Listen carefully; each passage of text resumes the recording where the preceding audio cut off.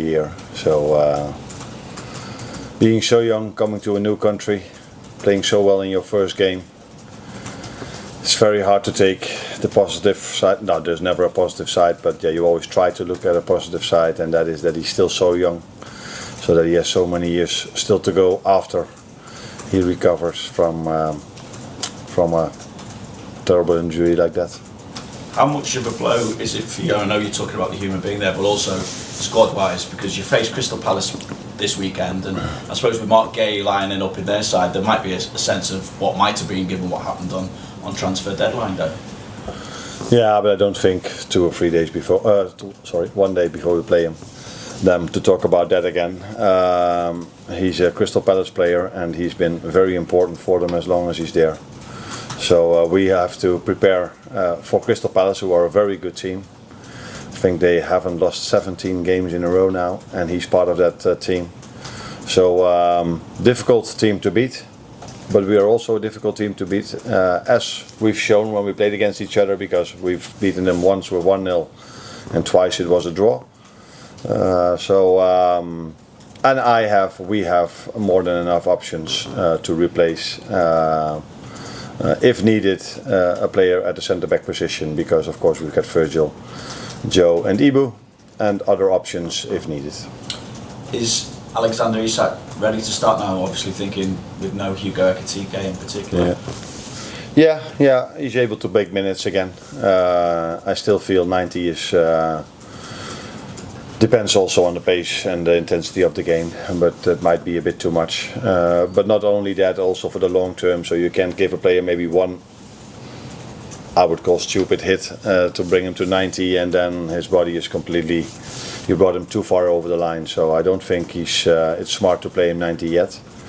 But yeah, he's further into his pre-season now, and normally after 2 or 3 weeks in pre-season, players go to 60, 70 minutes, and in some clubs they even bring them to 90, but if you look at our pre-season, we mainly bring them to 60 to 70 minutes then. Just check on Hugo as well, because there's been a report that he'd been disciplined over his sending off the other night. Has he been fine or anything like that? No, if discipline means that I spoke to him, then it's discipline, but I don't think that is disciplined. So discipline means fine, and that he didn't got. So it wasn't very smart what he did, what he recognized himself immediately straight away. So he said sorry straight away to his teammates. And he's young. Players of all ages do make mistakes, and that's what he did in this situation as well. But we all make mistakes, and you're allowed at this club to make a mistake without immediately getting fines or these kind of things. He's a fantastic human being. I think if you talk to all the staff members and you would ask them a top 3 of the warmest persons and the most polite persons, I think he's in every staff member's top 3. So even if he wasn't a person like this, he was able to make a mistake, but wasn't smart. It didn't hurt us Tuesday evening.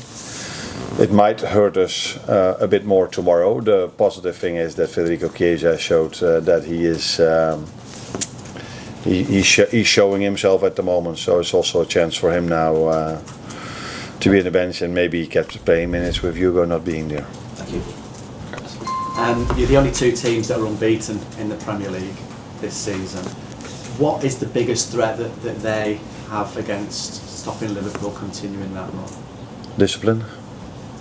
They have an enormous discipline defensively. 10 outfield players plus a goalkeeper that work so hard to prevent the other team from scoring. And we saw this also in the Charity Shield. Even the moments when we were up, they could still be very disciplined and calm in their own half, in their mid to low block. We saw this during the week when we played Southampton, who were disciplined against us. How hard it is to play through them. So and apart from that, but that's for every team in the Premier League. They have some individual quality, some individual players who are a big threat offensively. Mateta is one of them. Sar, who wasn't available last week but might be available this week again, was really good against us in the Charity Shield. 2 midfielders that know how to play Yeah, and good centre back, so good wing backs. So a good team, but that is what I would say every Premier League team has. But what maybe stands out for me with them is their discipline in their defensive work. Great, thank you. And how hard they work to stop other teams scoring goals. I think they've only conceded 3 in their 8 games in all competitions this season. How much confidence do you take from your scoring record in the Premier League? I think it's 39 consecutive games, and not only that, 11 different scorers already this season, so you've got attacking weapons all over the pitch. Yeah, we do, but even we find it very hard to score goals against them. In the 3 games we've played them twice, we only scored 1 goal, and in one time that was enough for the win. And once we scored 2, but they scored 2 as well. So it's a difficult team to score goals against. The good thing for us is, if you tell me now that they've probably kept a few clean sheets then as well, if they only conceded 3, that we were till now able to score against them. But they've improved, especially compared to the first time we played them. That was the beginning of last season. Yeah, we have. That's true. Players that can score goals. We have the quality as a team to create chances for our front 3 players or front 4 players. Yeah, it's because of the way they play, the way they line up with a 5-2-3 or whatever you want to call it, 5-4-1. It's not easy to create, and that's why when we create, it would be smart then to score as soon as we can. Could be another late goal then. You have to have patience against a team who are working as hard as they are to stop the opponents from scoring goals. Yeah, but you can only score a winner in the end if you worked as hard as we always do to prevent the other team from scoring as well, because otherwise you're already 2-0 down. Because you do see teams that attack a lot that get frustrated a bit and then in transition don't sprint back as hard as we do, but we just keep working and keep understanding that we can still win the game in the end as long as it's then 0-0 or 1-1 or 2-2.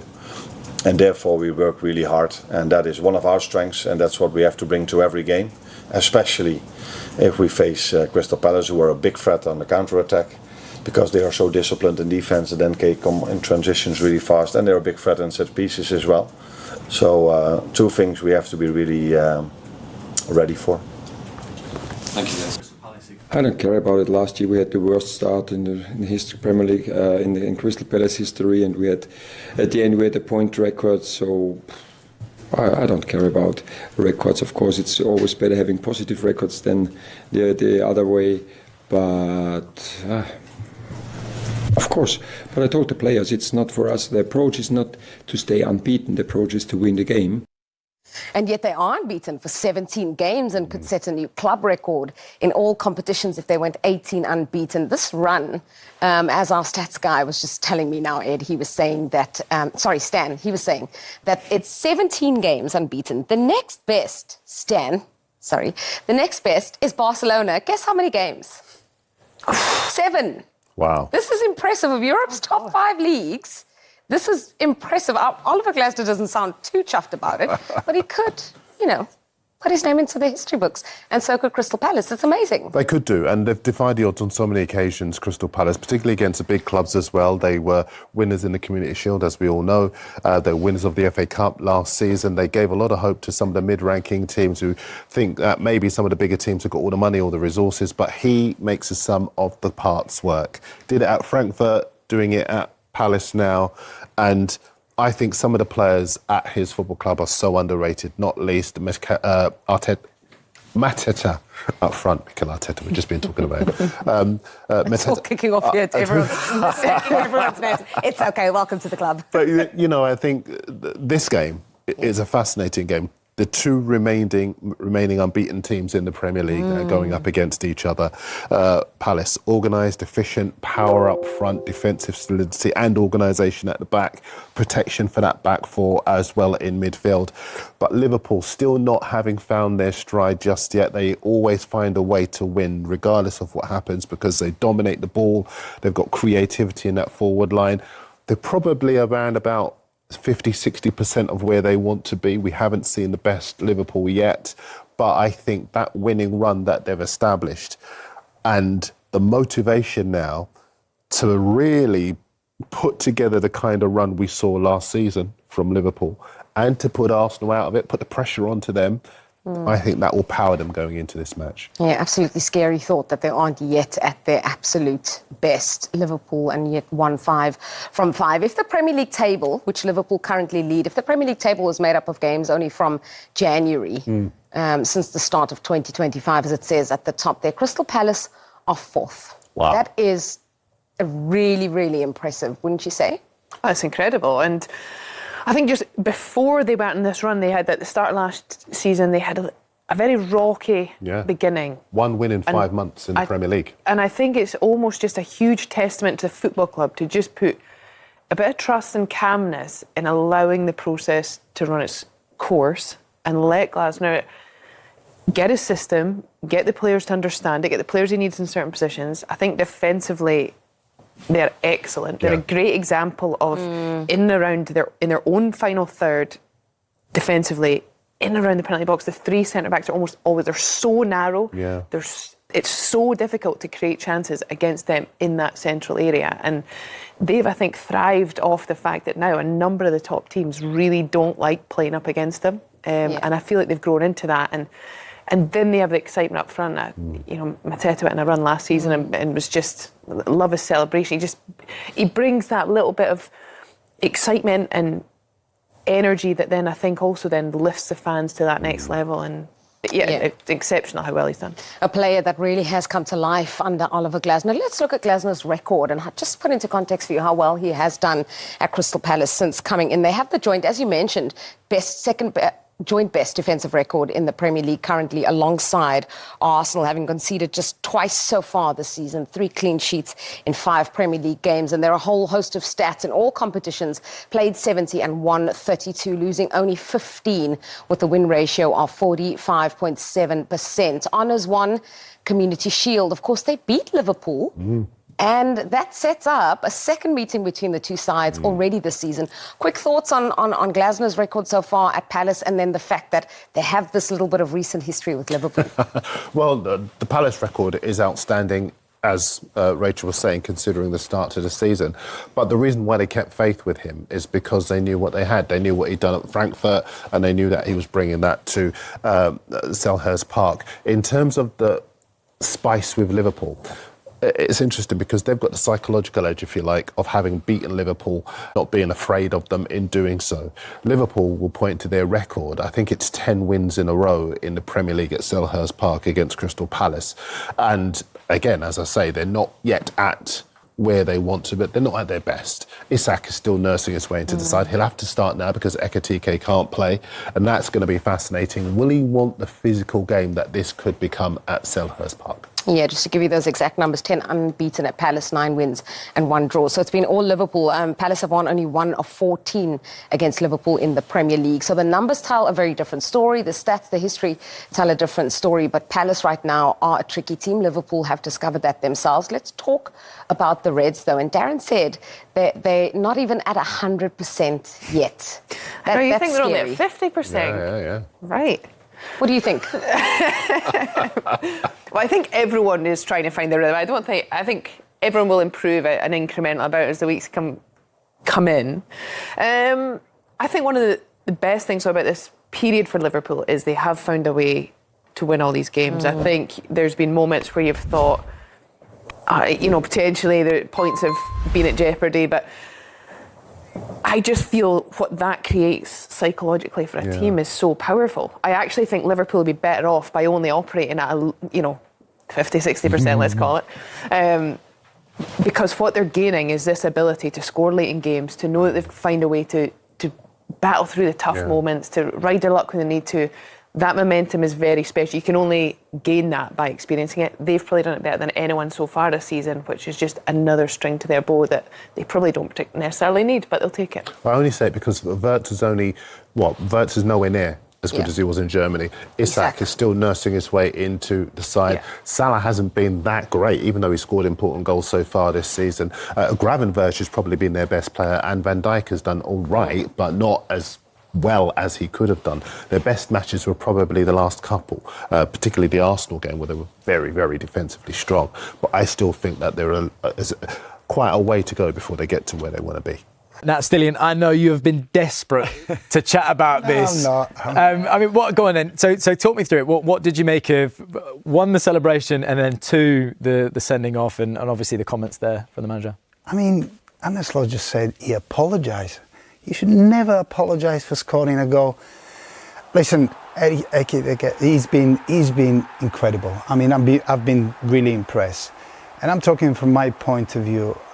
I grew up in a small country and I always wanted to play in the Premier League. That was my dream. That's what I worked out. I got up in the morning and I want to play in the Premier League.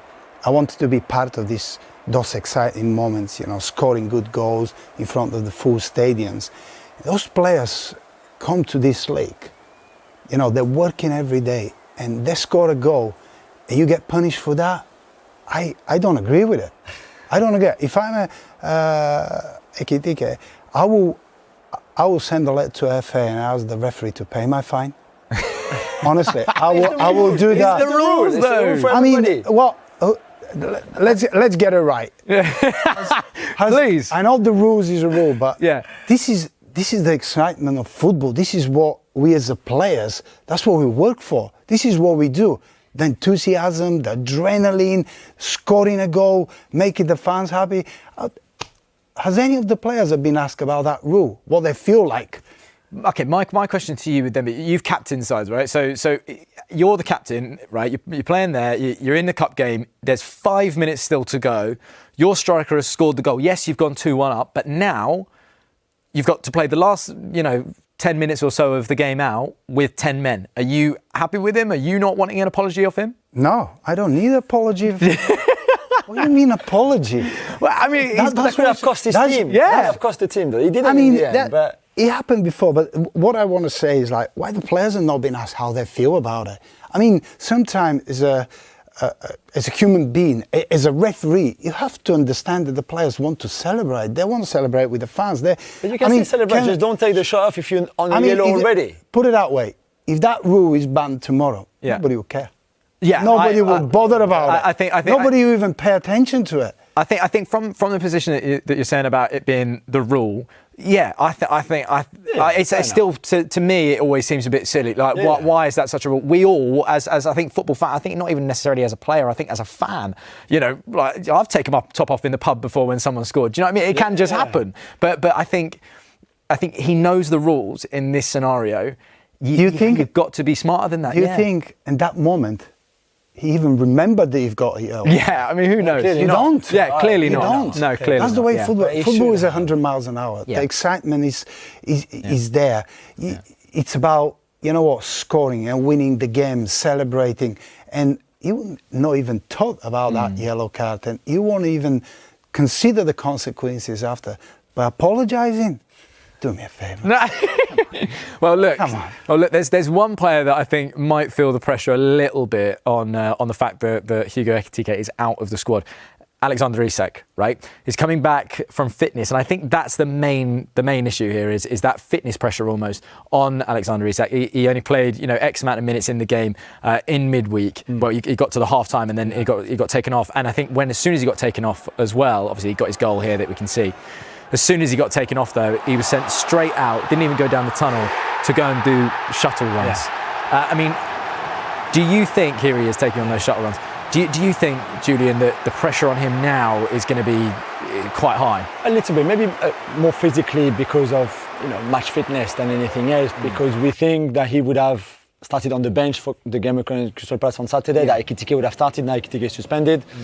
And that Isak would have started the game in the Champions League next week, which now he will have to play on Saturday and then potentially, it's up to Arne Slot, on Tuesday as well in the Champions League, which is what they're trying to avoid, for him to start back-to-back games with just 3 days apart or 4 days apart, because physically he's still probably not ready, considering he hadn't started a game since May, obviously, at the end of last season. Didn't have a proper pre-season because of what happened with Newcastle. So they just wanted to be cautious with him, and rightly so. So that changes a little bit, but it's just a one-match ban. You can still go back to the rhythm that you wanted. And inevitably, at some point, very soon now, Isak will be ready to start every game and play 90 minutes in a lot of those games. So for now, it's just disturbed a little bit, I think, the planning that they had for them to rotate and alternate. That changes a little bit, Yeah. And Stilian, look, we're at the start of the league still, but there's this really ominous feeling about if Liverpool go and beat Crystal Palace this weekend, is that how it's going to go for the rest of the season? You know, is this quite a defining weekend, do you reckon? Not at all. You don't win the league in the first 5 games of the season. Hey, look, I'm an Arsenal fan. I like you saying that. I like you saying that. Yeah. It's still a long way to go. And, just touching on Isak, I think Arne Slot is well aware that you don't win the league that early in the season. But he will need Isak in the long term. He's making sure his body is prepared for a long season. He would like him to play 2 to 3 games a week sometime. He want him to be available. But to do that, you have to go through a certain process. You have to make sure your muscles, your body is ready to compete in the highest level for longer periods of time. And it's a well-structured plan. I think he's doing really well. Isak, I'm really excited to see what he's going to do this season because I think he can make a big difference for Liverpool.